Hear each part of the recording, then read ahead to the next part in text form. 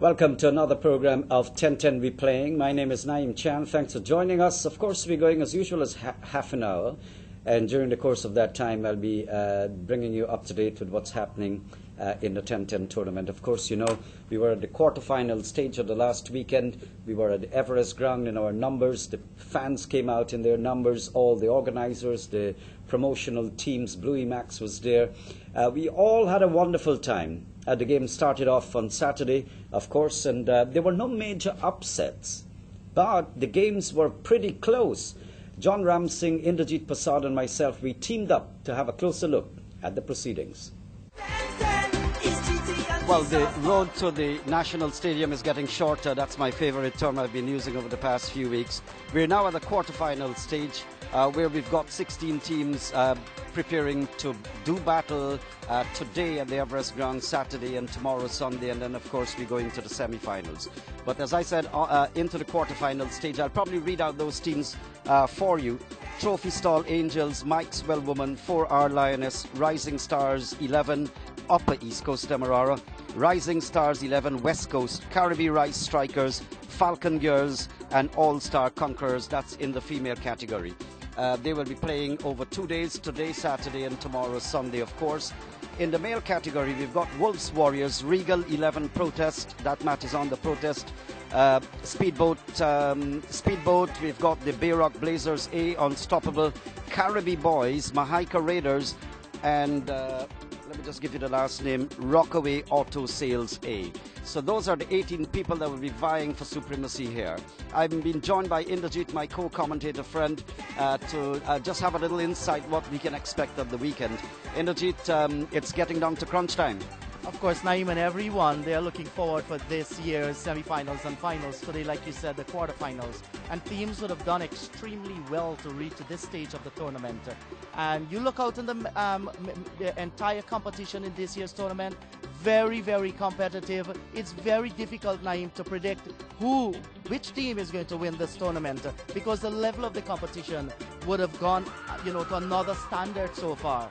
So basically, the nutshell, Inderjeet, I don't think that any surprises were spring. The better teams have been going through. Of course, and you look at the name Unstoppable, they were the semi-finalist in the first year of the tournament. You have Wolf Warriors, they are there.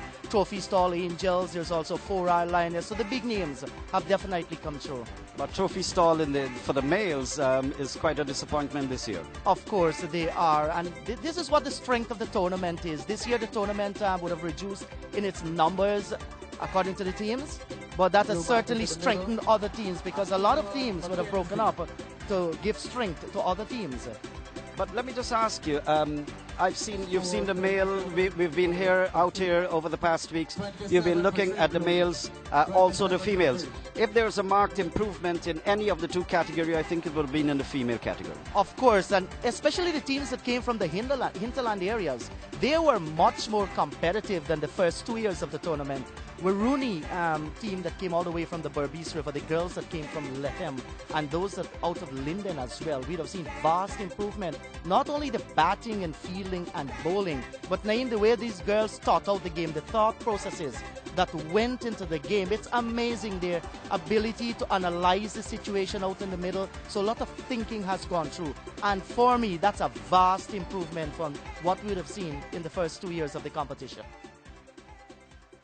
Well, it's the end of the quarterfinals, the first day of the quarterfinals at the Everest Cricket Club ground, which means the end of 4 teams' fortunes in this year's tournament.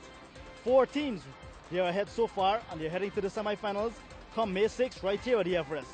Joining me this afternoon for this quick summary is Inderjeet. Inderjeet, it was a good day indeed for cricket. Yes, John, it was fascinating. The competition was very, very high, except for the final match when Wolf Warriors, they just blew the Mahaika Raiders aside. But generally, the other 3 games, very competitive, very entertaining, and the girls and the boys would have given their best. Yeah, let's go to the first game this morning. We had a little bit of a late start because of the weather, but nonetheless, cricket got underway. And 10-10 cricket, rain or shine, we playing. The first game saw Rising Stars defeating the All-Star Conquerors by a single. That was a cracker. It had to be a cracker. When you lose by 1 run or you win by 1 run, it had to be a cracker. And you know, the good thing among the girls is they never say die attitude. They played beautiful cricket, even under pressure situation. They didn't really crack. And like I said, the margin of victory, either team could have won. In the end, Rising Stars won. Congratulations to them. Yes, I think they did well indeed. And they're heading to the one step closer to the championship match on May 12th. The other match put together Unstoppables against the Bayrock Blazers A of Linden. The Blazers, they were stopped in their tracks this time by the Unstoppables. That was a cracker as well. Yes, I think they lost by 6 runs, so it had to be another fascinating match. I watched it all the way. And you know, for Bayrock Blazers coming all the way from Linden, where there aren't too much cricket being played, these guys would have given a great account of themselves. Maybe if their feeling was a little bit on the better part, they could have very well won that match. They cracked in the field, they leaked runs, and in the end losing by 6 runs. They will go back home, go back to the drawing board and look where they went wrong, and they will hope to strengthen their feeling if they're going to be next year. One thing I want to ask you, you mentioned feeling. I want to know, was the outfield that bad? Was the weather that much of a factor that caused the feeling to be that terrible? Not at all. This is a splendid ground. It's very, very fast. No interference with the weather.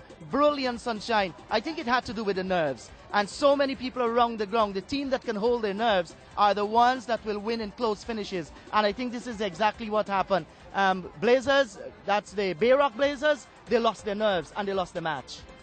The other match saw another female encounter. Carby Rice Strikers. I think this is the defending female champions on a different name, with a few changes, and they lost by 5 wickets to the 4R Lioness team. I think that match saw some very poor fielding. Yes, certainly. And at one point, I believe that the Carby Strikers could not even catch a cold. They would have dropped 7 or 8 catches, and I think there is where they went totally wrong. Of course, they would have missed the experience of Charmaine Campbell, who would have gone off with the West Indies women's team. Certainly, if they would have taken their catches, they would have come out victorious in this match this afternoon. Nonetheless, they're home, and the 4R Lioness continue to be part of the 2012 edition of GT&T 1010. You mentioned a one-sided match for the final match this afternoon. The defending male champions, Wolf Warriors, against the Mahaika Raiders. Certainly a one-sided match. I think the Wolf Warriors really show that they are true champions. You know, I was a bit surprised, John, when the Mahaika Raiders won the toss and they decided instantly, we're going to send Wolf Warriors into bat. I think they went totally wrong from there. And the opening partnership, I think they scored some 18 runs in the first over, where Karim hit the first 2 balls for 6s. That set the tone. It gave them the momentum to go on. And in the end, 139, they were totally blown away with that innings of 82 from Karim. And the skipper, Amit Rai, well, he led by example. I see him blast some beautiful shots, clean shots, and they were totally blown away from that stage. Certainly a match-winning performance. 82 not out from Karim, batting at the top of the order. Certainly a good day's cricket coming to an end. Well, although the tension was out in the middle, as I said before, close finishes in many of the games, and the tension was really high. You could have felt the animation, you could have seen it in the players and the body language of the people out there. It was extremely tight. But although that was happening at the centre and on the sward, the fans in the crowd, they were having their own little fun. Bluey Max, all the other promotional guys, the co-sponsors, Banks, DIH, and the Lotto Company, they were all there in their giveaways. Well, the All-Star Conquerors, although they didn't get to go through, they had an opportunity to play the mobile money and scratch for as much as $350,000. Also, the biggest 10-10 crew got 1 case of President's Beer, and others got a chance to win hit the wicket for up to $5,000 in promotional credit. Well, we'll take a commercial break, but when we come back, Bluey Max will be at the center of the attraction. We've got the Fun SUV draw, of course. We've been having that every week. There's a BlackBerry phone that's been given away this week, compliments of GT&T.